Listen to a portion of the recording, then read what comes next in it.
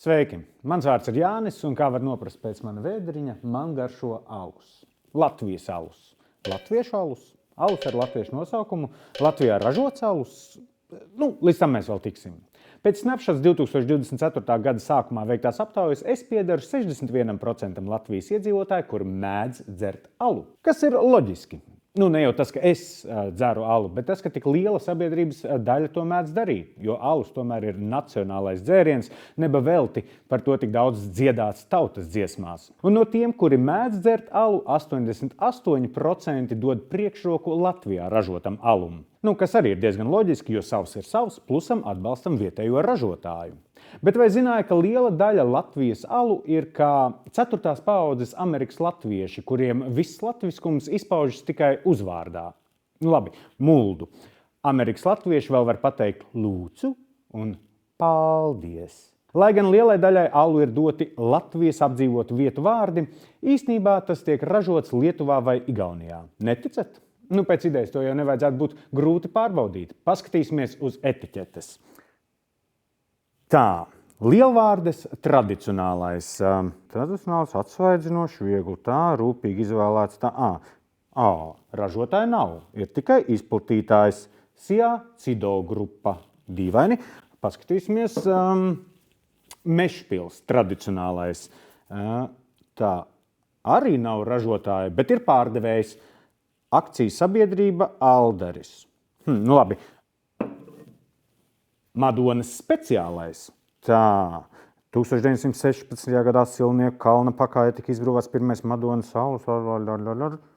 Arī nav ražotājs, bet ir pēc Madonas alus lūguma izplatītājs Sijā Cido grupa.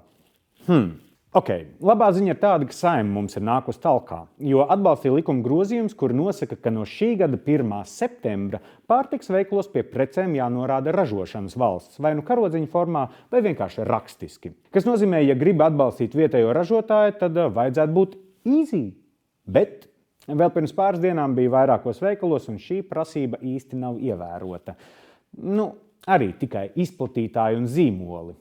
Jo līdz februārim ir tāds kā pārejas periods, un veikalnieki ir kā slinki studenti, kuri visu atliek uz pēdējo brīdi.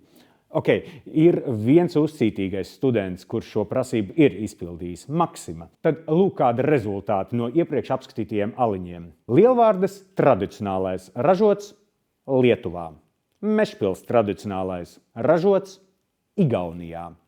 Madonas speciālais ražots Lietuvā. Un šie nav vienīgie, vienkārši nav tik daudz laika, lai apskatītu visus. Bet ja iepirkumus veic citā veikalā un gribi atbalstīt vietējo ražotāju jau tagad, un nevar jau atcerēties, kur kas ražots, tad varu tev ieteikt metodi. Jo patriotiskāks teksts aprakstā, jo lielāka iespējamība, ka ražots ārpus Latvijas. Bet ja nopietni, ja gribi būt pavisam droši, ka ražots Latvijā, tad zini, tā arī būs rakstīts. Ražotājs vai darītājs, un tad vieta Latvijā. Nevis tādiem maziem burtiņiem izplatītājs. Starp citu, Latvija ir 3. vietā pasaulē pēc importētā alus daudzuma eiro izteiksmē uz vienu iedzīvotāju. 2023. gadā tie bija 52,85 eiro uz vienu iedzīvotāju. Lietuvā un Igaunijā tajā pašā gadā tie bija 25,4 un 21,59 eiro uz vienu iedzīvotāju. Nezinu, kāpēc tā varētu būt. Es tiešām nezinu. Bet iespējams tāpēc, ka liela daļa Latvijas alus darītavu ir kā Rīgas sabiedriskās toaletes. Izkārtne ir, bet realitātē viss sačakrēts, toaletes papīrs nosperts un pie durvīm mazs noķēzīts uzraksts slēgts. Ko lietuvieši un igauņi? Droši vien saka aču braļukai un aitah sobrat, paldies, ka sildāt mūsu ekonomiku. Jo alus tradīcijām bagātajā Latvijā jau 2/3 alus ir importētas. Mazliet skumji, bet fakts. Un es nesaku, ka ārpus Latvijas ražots alus ir negaršīgs. Nē, katram ir sava gaume. Man dažkārt mīļākais alus ir atlaižu alus. Bet, ja gribas dzert patiešām Latvijā darītu alu, tad zini, ka velns slēpjas detaļās. Mārketinga detaļās. Lai veicas un priekā!